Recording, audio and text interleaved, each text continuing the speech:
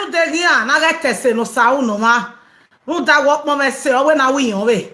O sa ga we se no na mo le we re gbe mi ese. So ladies and gentlemen, God bless you all. Happy weekend wherever you are. May next week better than this week in our life in the name of Jesus. Abiye no kwa talk be ise.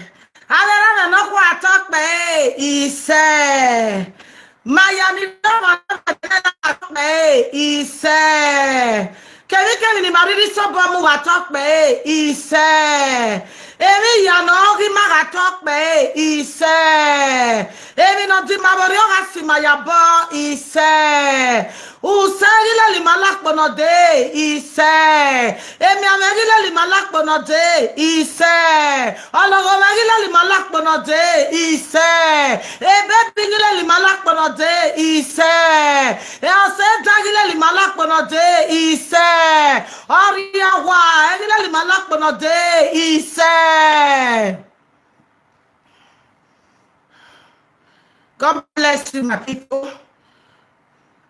I can swear. No allow anybody no need a relationship. Why mosako down? Ewe mi ma no sata waga isun agunane. Emi no sama gbiseji.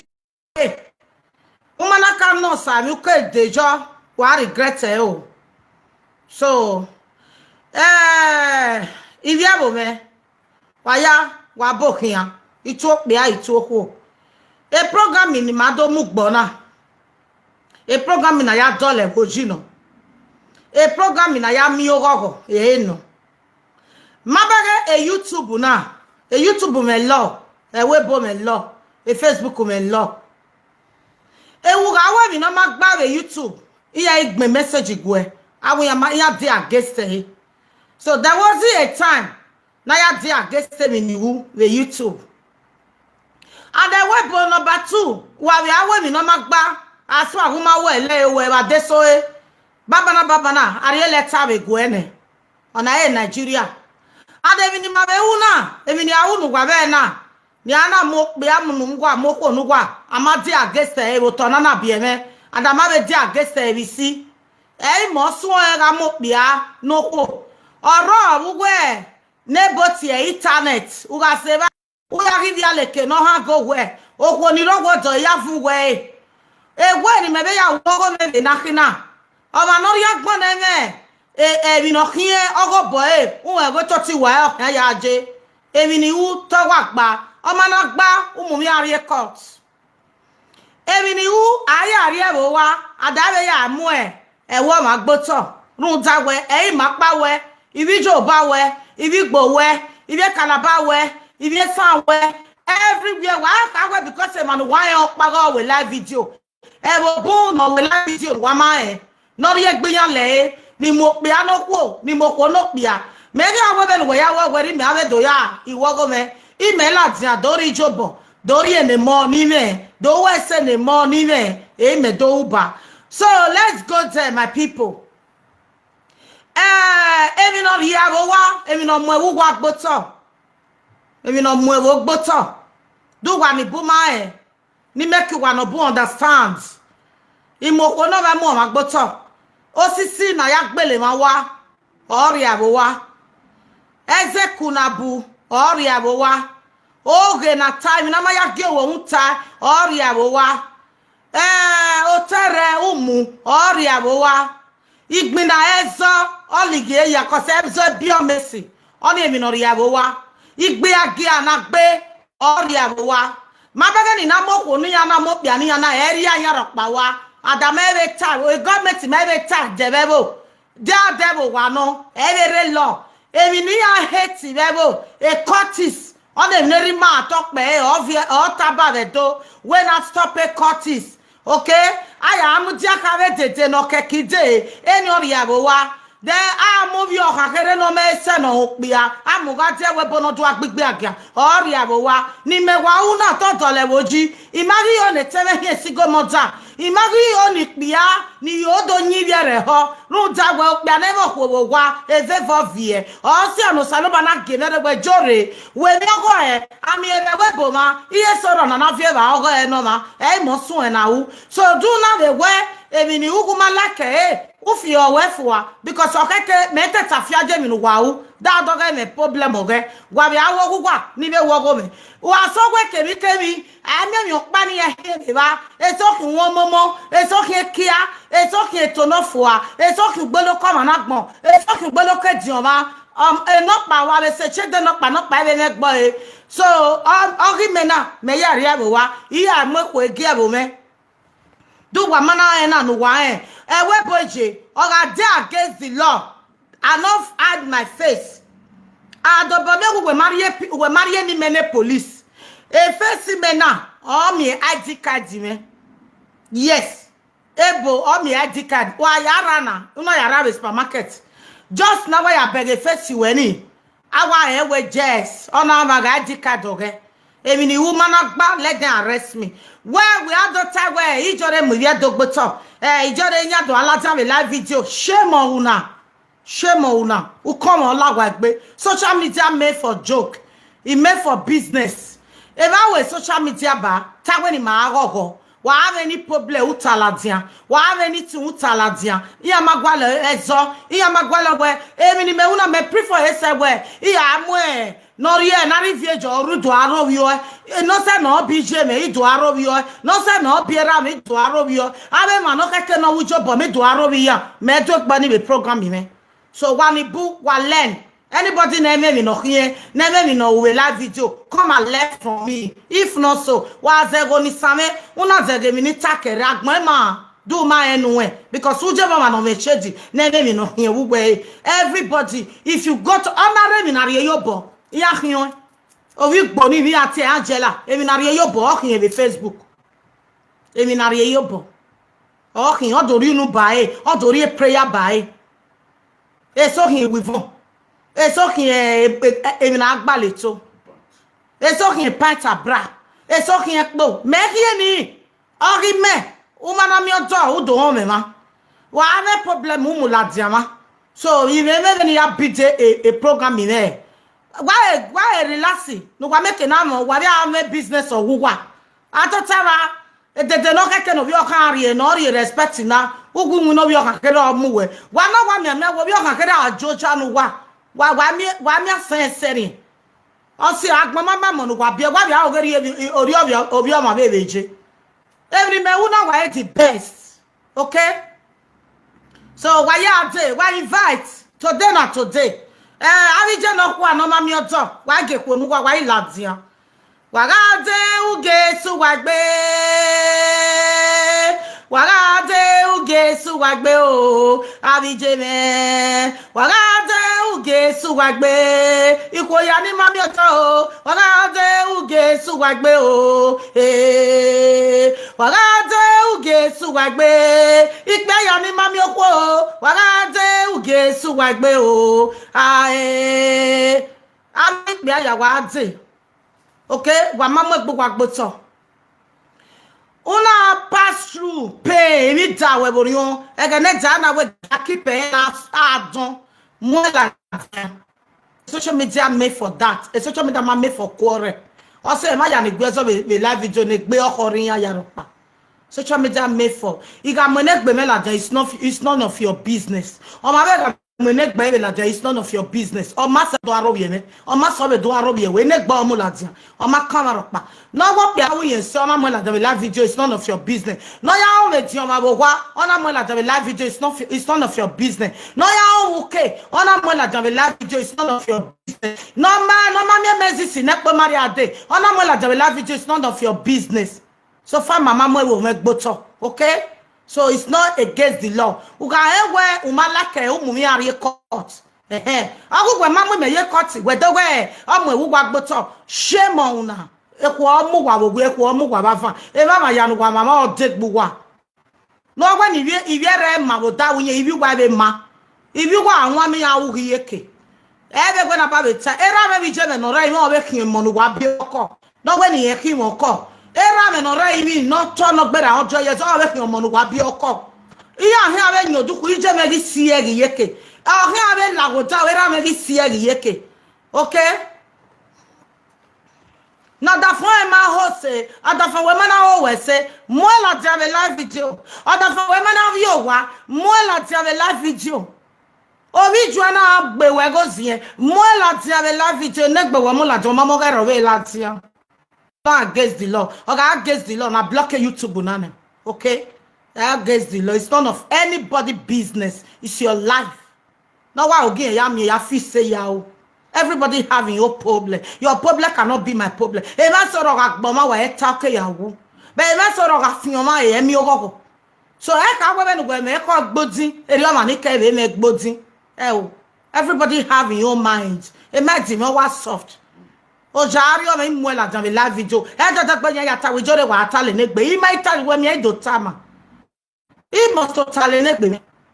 Iwata kosi atenegbe me la video gbe me yo ya atenegbe me wo gwa yamu ya me record me na secret me so e me la video o massive de na okay wa ge ma pa any place wa na me we wa mo gbogbo iyan àwọn mo gbe yan gboto emi no mo gboto igbe aga wa dota le gbogbo be la video ke no gbegbe aga de no ma se ke no vivi je we bunya e ha na iye ise na do amuja upo de no ma se ke no vie omo no biora mo ajo na do gbegbe aga de no ma se Keno obia e bie enera we do tale gbuwe we no bie no mera de no ma se many of them money a bie mera even ya mera we na no do tale ne gbuwe we mera de no ma se so even the way I reboot enu wa a program ibe me go ni soma ubega ya ike la tabe la video ineru do wa ma e kwa ko me play ma wa where did this thing Ineru baba ne baba ne ata be live video ege hebe me I planning we nere ne adota anya mo no ke store na mi obo evio yo me la na be ni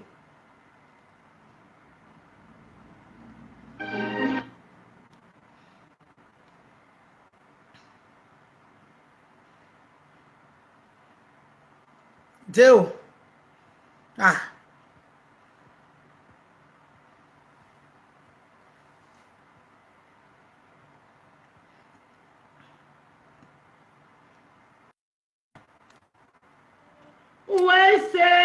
Gary, you cannot have a live video so why God not go give me what to say? They're gonna boo where you now say na mama ma wa. Igale kemi ni hu no makoba were baba nu ya bowe baba nu la ho eti we ya lo de baba no ri agbon na no ma su se baba ga kijore no we ba no ri agbon na no ma lagi eke aga kijore no we ba no ri agbon na no boy kugu legi aga kijore no we ba uji ri agbon na ne baba iga de ba so ma ni do no do gbe na nu baba nu la no do win na nu iga won na no se do for me baba no ga we no ma mi o kan ga ka me ba ya la program na na baba o be ga bege me mi ga mane o go ga bege me mi ga mane e no ya fe ni lele me ha baba e jo bo be daga ona stop dawe wa baba we ma ya fe ni lele me ya baba jo bo pe agbayan e gin ya mi o te kun e gin ya te yo sa o le se we the video ma logi me ma ga na me ya video you know so we me neru make la program me neru because me lane ma bebe ni me gwa polo sena igwa adi live video ime me go bo me ni adota igwe me we mo ma be e me adota be live video me God forbid bad thing igwe ba no ma ni ye kere e ya do mu lati abago me God forbid God forbid my people the live video you are open sena even one man agbon why take you be live video o mami one man agbon here o so awe kikebe wa mi ma no okewe wa awe nyabe yana o mama gbaguge ama doguge wa mi ma no togewe wa ni bu wa mebe na ya create a business obama after wa agba for man wa ya le ni wo bo me wa go me tam wo na ya do here reason where my people a Facebook will open it you open how to do something, how to make it open do ati ebono ma ado agbe agberagbije emi no nata do apole latia ado ago ni so ma yen who set ya make e very o uje ba ma no ri ekeme ame malaki no wari ekeme iyo me da do guys so belo ge wa ro bele we ya ro bele me how can you come out for life with women no ado here shame of you oba ha mu gwa we enwu na ya fit wa we nenemi man enwu na fit wa be bege na wa ogwe no ga e style we no uke la dan la video wa me no ado preach wa me no ado woman amo e la dia woman amo do gbe me no wa bi agbe imana ira me preaching ni preach gbe so isun asinwa abi wa ya mami e ma isun asinwa isun agbe ere ya we o ogugwa ezo no ma so bobe ku wa so bobe ku Veni ya la dia be la video eri eji up till now imagbe yo gbere imaje ki gan ni be na be hala ina be hala be no I stand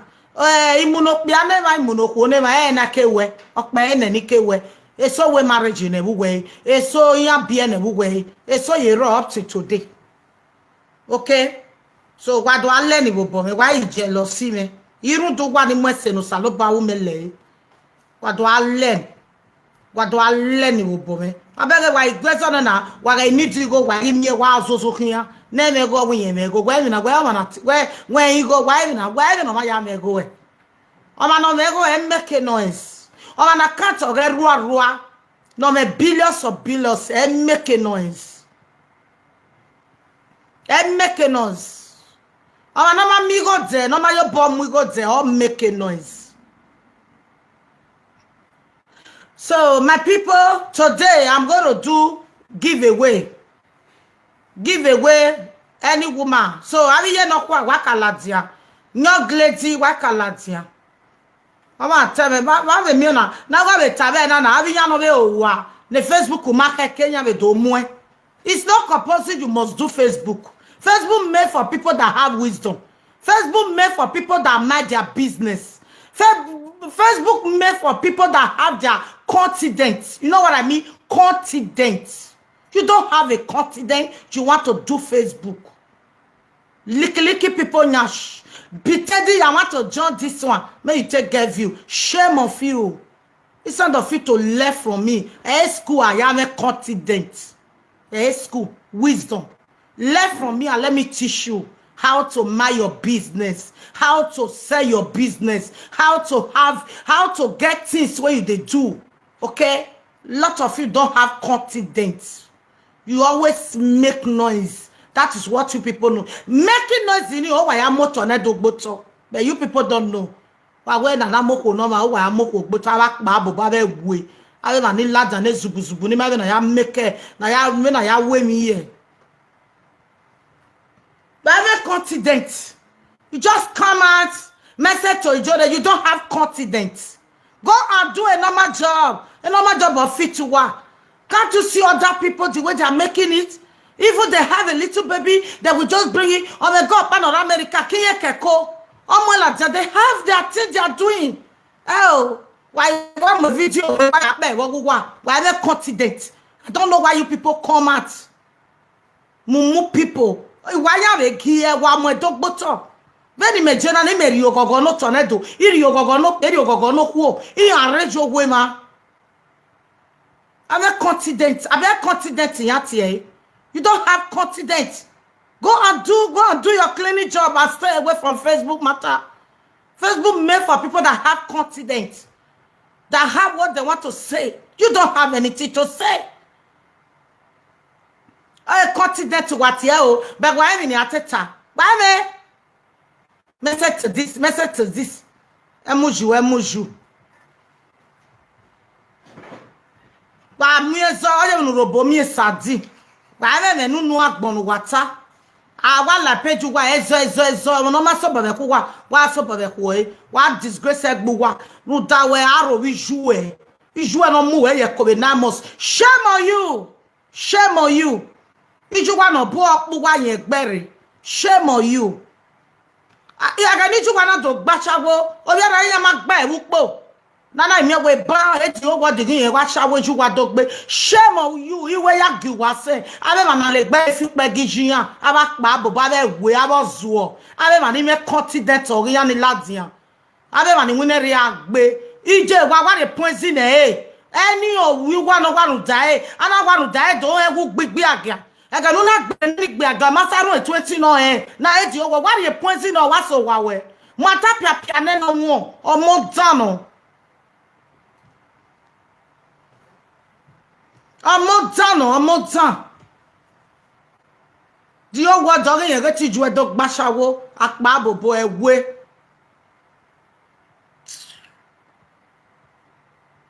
What can you guy? Imagine wife if you want like webo. Wake amubi wala webo wa mo no mare mo no zua omo no wa imure na ya do ki ogi agugwa mo ya viori e webo no ma no ra viori e webo wa ho gbaganu gbe for how many years di o wodo ito ana go gbegbe age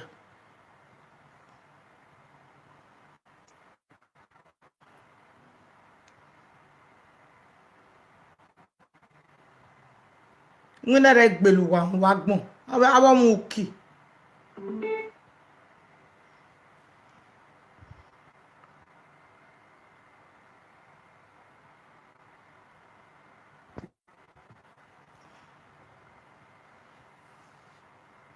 continent or continent I don't know why am wa ke aladian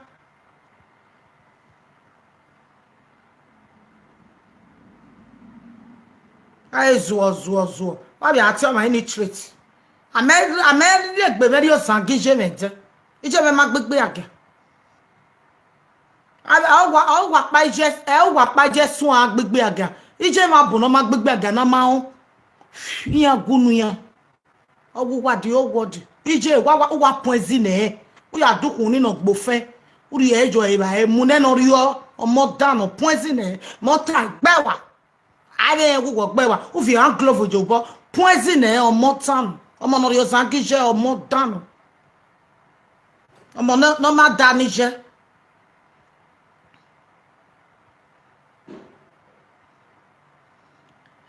let's go Italian no gbe wa omo dawe ko ike so apike ko brothers don't get anywhere. Sam, a problem of paro. Imana time, I swear program. Brother Sam from London, do watch him. Ade uge sawegbe o, odo level. Ade uge sawegbe. Brother Sam, you know we jeme no re London. Ade uge sawegbe o, odo level. Brother Sam. Not here in London, I do wajere. Ona we boge or biome vanie. Ina no edo fimotoa. Ona we oge egeni na agwebo. Ebo makweni e fimoto. Eba ye ko we driving license driving na eba ye ko ya pass driving license orin wajeria. A London ke call eba 8 days ago or 10 days ago imagine wajeria. Do wajere wak me jes uga ewuwe iri no bage na vederio uodon brother Sam odo to brother Sam awe first class trogo uhin okwo no bia no re Nigeria o meva o bia no espon uga aje una do mi passport and the village in ugu kebere e ba no kere brother Sam wo so una do to be programming now ugwe bo bia no ebo ma bia no ugu se London ugu mi ma wari be na no lele we contract marriage brother Sam Nigeria ya gba ko kan we bi we you just aloba ya mi we la go sister me ma yo wa ni mo e na be dere be London stay away from brother Sam ya we aye chetrono ogwali go we ojo gwa be January or February chetrono kwa na awati me be na o ma no wa siko do avie ma me be phone brother Sam omo ko wa omo mo ba me ebo ma bia na be London de